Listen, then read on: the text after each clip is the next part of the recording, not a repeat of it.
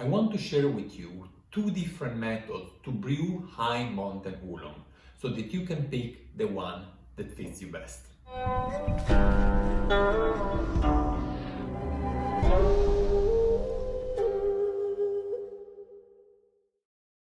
This is Shan, I'm Gabriele, and today we speak about Taiwanese high mountain tea, Gaoshan Cha. We have here two Gaiwan because I want to compare two different methods. High mountain oolong tea is a great tea, but it requires proper brewing skills. So I want to share with you this method here is with more leaves. We have for these 100 milliliter Gaiwans about 6 grams of leaves. On the other side, we have half the amount. Same Gaiwan, but only 3 grams. I've chosen for this test an Fosho Alishan, so it's from Alishan mountain and is a Fosho cultivar. And we get started with boiling water. The best is if you can do this experiment with me. So if you pause the video, go grab 2 Gaiwan, a high mountain oolong, 100 milliliter Gaiwan, 6 grams, 3 grams, and we get started. Otherwise, just follow along and maybe even just listening about what I share with you about the two methods, you can find out already which one that suits better your own taste. Boiling water, and the first thing that we do is just rinsing the leaves. So a usual rinse, just a little bit of water. I usually don't even make it completely full. Enough water to warm up the Gaiwan and awake the leaves. Here we go. And so far, no changes between the two methods. We do exactly the same on the other side here, pretty much the same amount of leaf, nothing special. It works good with roasted and less roasted high mountain oolong. I would, however, don't go for extremely green versions because there you wouldn't notice as much difference maybe. 1 and 2. Now the point of this video is actually the taste, but I cannot help. Oh. Nice roasting. We start with the 6 grams. Now what you want to do is, I look at the clock, you pour water on the side so that the leaves start moving. You basically bring the leaves into a circle and we brew it for about 30 seconds, almost 20 are gone. What you do also with your lid, you move the leaves around a little bit to promote opening and also releasing the aroma into the water.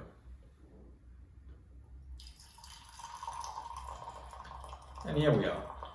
Nice orange color. You can tell already by the color that is roasted. Now what we do on this side is the opposite. We don't want to bring the leaves in a move.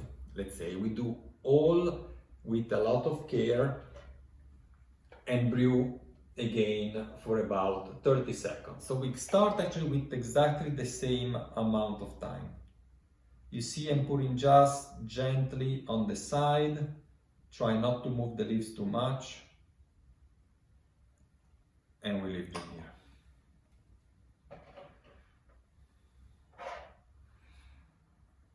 Ten seconds to go.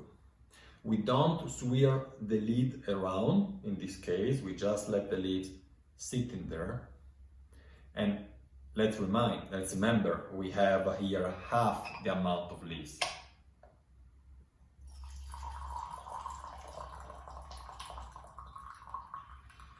Now we can of course start comparing the color, and no surprise, this one here is lighter in color. That's what we would expect, right? And let's see what the taste has to tell us. And then I will tell you more about how to proceed with this brewing, because we start with the same time on both sides, but this is not what you want to do in future brew. Which one shall I start with? Well, let's do in order.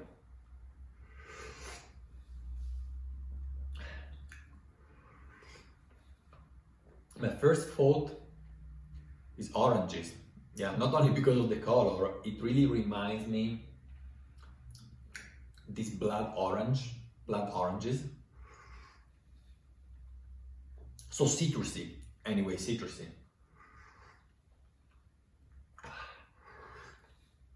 If that would be a thing, roasted oranges. I don't know if it's possible to roast oranges, maybe worth a try. I've seen roasted figs, for example, but not oranges.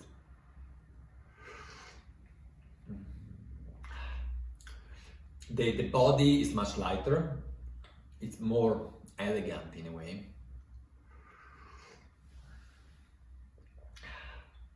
I didn't get that orange association at all.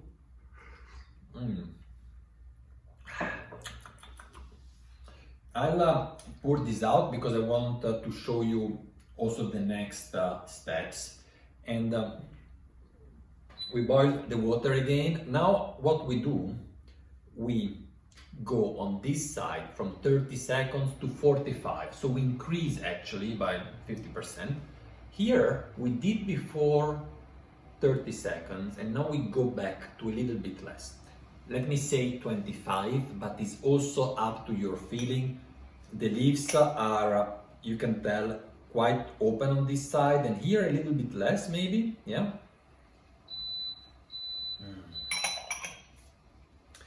So we do a little bit less time, still pouring on the side. This time the leaves have already opened, so they don't move around by themselves. So we really facilitate that process with the lid. And since this is even less time, I will just stick to it before I brew the next.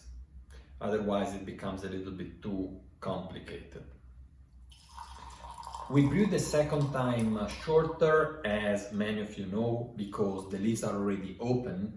So the first time we need to give the leaves a little bit more time to open up. Once they're open, we reduce the brewing because it's quite a good amount of leaves that we have here. You see also the color, even the brew was shorter, is probably even darker than before. On this side here, still very carefully and gently. I found a good spot when leaves don't move much. Here they have more chance to move because they are less. And we say we go for 45 seconds here.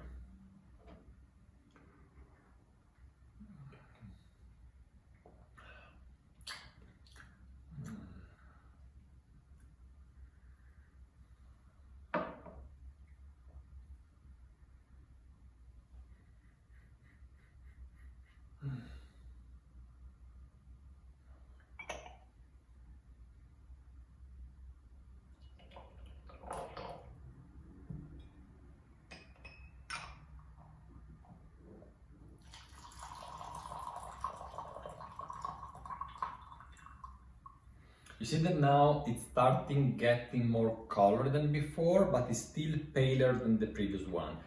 It's almost like this one is lagging behind, but it's not only about that. Because if it would be lagging behind, it would have a similar taste, just lighter. But somehow, no matter how much I search for it, there are no oranges, there is no citrusy in it. It's more of an elegant floral taste.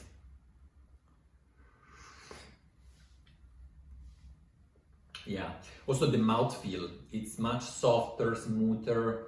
It's honestly, it's difficult to say what I like the most right now. It's also challenging in a way, doing a comparison side by side, because of course this is overpowering the other. And so it's more difficult to taste nuances in a tea if next to it you have a much stronger one in a way. So you can try these things certainly as I'm doing it also for the sake of the video separately, at the same time, but also try maybe one evening to go with one brew, the other evening with the other, so that you can really find also which one you like the most. And maybe there's not a favorite. Maybe it's just about what mood, which situation you are in, and you adapt the brewing accordingly.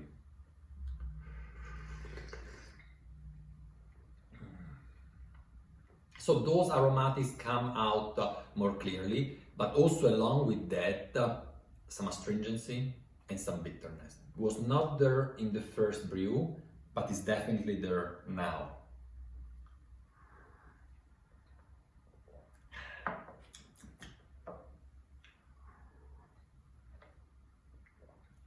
So to sum up, I would say that you go for the 6 gram per 100 milliliters if you are searching for a full-bodied, fruity experience, tastery experience. You will go for 3 grams per 100 milliliters if you are searching more elegance, nuances, florality, rather than strength. How to proceed? 6 grams, we mentioned, 30 seconds, 25 or even a little bit less, and then you proceed back up. So let's say 30, we start, 25, then we go back to 30, then 35, then 40, 45, and you keep on adding 5 seconds. Towards the end, you want maybe even to extend more, like 10 seconds or 15 seconds. You continue as long as the tea has taste. There is no sharp cut. As long as you are enjoying the brew, just continue brewing it. It's a lot of leaves, so it will last for a while. In this case here, you start with 30 seconds, then you go to 45, then you go to 60, and then it's time for a bigger jump. You go straight to 90. And there you see, if the tea you feel has to give more, maybe you do another 90 or you do 120. Up to the tea, you can't really generalize, but the steps are larger and from the very beginning go only one direction, they don't go back. I hope you have enjoyed this insight into Gaoshan Cha brewing. If you like what you're watching, don't forget to give us a like and subscribe the channel if you haven't done it so. I'll see you at the next one. Bye guys!